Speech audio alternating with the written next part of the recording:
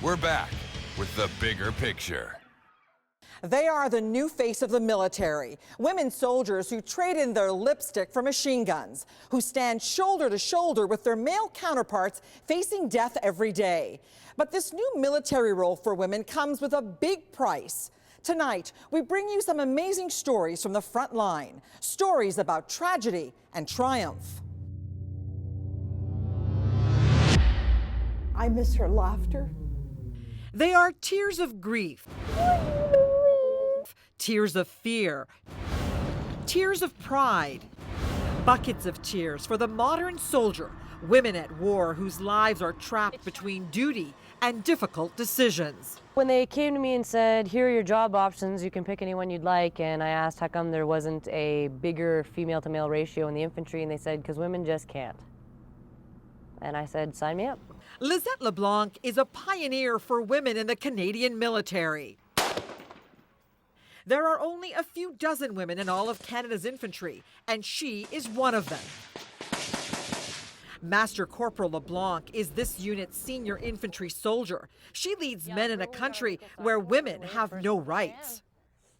Carrie, good, been good. You know, it's a shock for them to shake my hand and realize that I actually am a woman with a little bit of authority. Back home in New Brunswick, a family worries, but accepts the role she has chosen. Couldn't just be in the kitchen to peel potatoes. You just had to.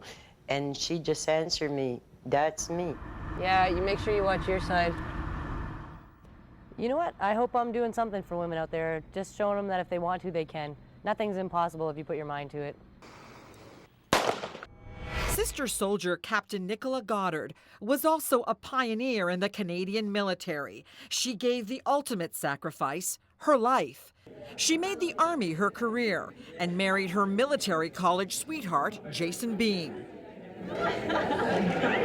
And the newlyweds would soon separate after duty called. Nicola was deployed to Afghanistan. Her job highly dangerous. She was the 4th observation officer working with the artillery, and the lives of many soldiers depended on her. Her job would be to identify targets and have the artillery shells directed onto these targets and then provide corrections to make sure they actually hit the intended target. And her role was not an easy one, and it came with its problems. She shared those difficult moments with her soldier husband. There's just a lot of stereotypes of women in the military, what they are like, I guess. But she tried to be just like the other male soldiers and be just a regular soldier and try not to be known as being just a great female soldier. Her parents, Tim and Sally Goddard, feared for their daughter's safety. They knew she represented a new era of soldier and that she harbored a deep anxiety about her military role.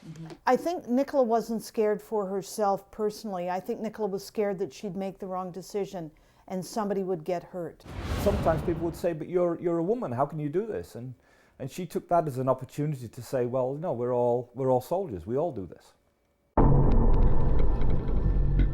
And on May 18, 2006, the unimaginable for this family, Captain Goddard's armored vehicle was caught in a Taliban ambush in Kandahar province. Several rocket-propelled grenades exploded, and Captain Goddard was killed. The tragic news was delivered to her father. It was my birthday. The phone rang, and it was Jay, Nicola's husband, and he told me that she'd been killed. We knew that she had died instantly, and we knew it was a piece of shrapnel that cut her brainstem. And Captain Goddard would earn a tragic distinction. She would become the first Canadian female soldier to die in combat. I miss her laughter.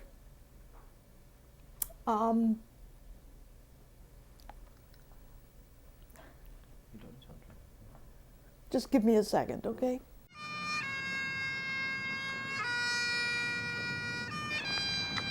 She would not want to be regarded in history as the first woman who was killed in combat. She would want to be regarded, I think, as a soldier who was doing her job and did it to the best of her ability, whether she had been male or female. What's going on? And 26-year-old Melissa Rivera is also a first for the Army. This military mom is on the run, the first female soldier to go AWOL, a military term for desertion. With her husband and 3 children, Kimberly lives here in this dilapidated Toronto apartment. She is seeking asylum in Canada, joining an estimated 200 American soldiers who have headed north of the border instead of back to Iraq. What makes you want to join the Army when you had 2 kids then, right? Yeah. And I'm not being judgmental. I don't want to be judgmental in any way. Yeah. But I'm a mother too, and I wonder, what are you thinking when you do that? What were you thinking? Mostly, I guess, it's desperation. I mean, you want the best for your family, you know? And at the time, I wasn't necessarily against everything that we were doing or even war in general. Kimberly was working at a Walmart in her hometown of Garland, Texas, making only $10 an hour. She admits she had no idea when she enlisted how horrible her experience would be in Iraq. I guarded the front gate of our base out there, and we just we made sure our convoys were ready to go. She remembers one incident with a traumatized 2-year-old Iraqi girl that changed her view on the war and made her wonder why she was even there. Tears were just coming out of her face, like coming down her eyes, like I could still see her, like she's real, right there, just coming down her face, and no crying, no screaming. All you can see is her shaking and tears. And I'm like, oh my God, that girl's been traumatized. All I knew is I was standing there and I had all my gear on and a rifle. As a woman, she says it was a collision of emotions, and in the end, the nurturing mother, not the soldier, prevailed. I wasn't a soldier. No way, no how I wasn't a soldier. I was just mom. That's my mama on the picture. And Kimberly says there were even bigger problems. Harassment by some of the male soldiers. She said it was so severe, she didn't know who the real enemy was anymore. They kind of instill in you that you always have to watch your back as a woman.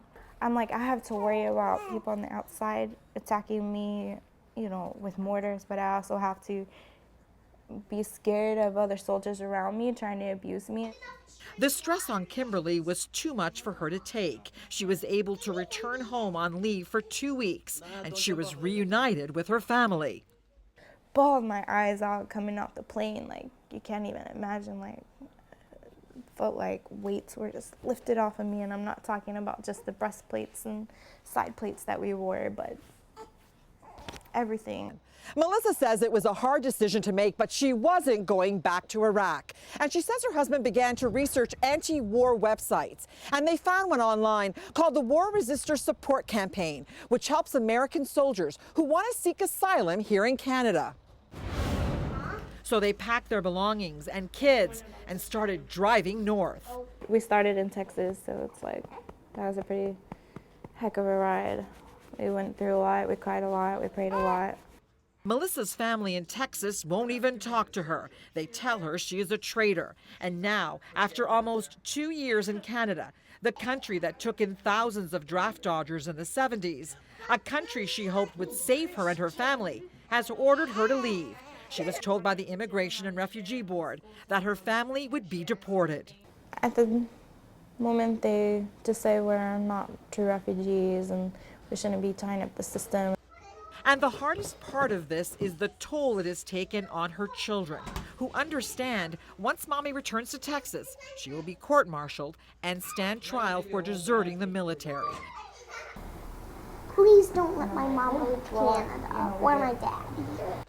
Melissa says she wants other women who are thinking of enlisting to know her story, a story about an American dream that became a Canadian nightmare. Are you scared? Absolutely.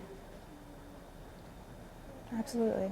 Because I have no idea what they can decide they want to do, because they can ultimately do anything they want to me. And the law does say they can kill me.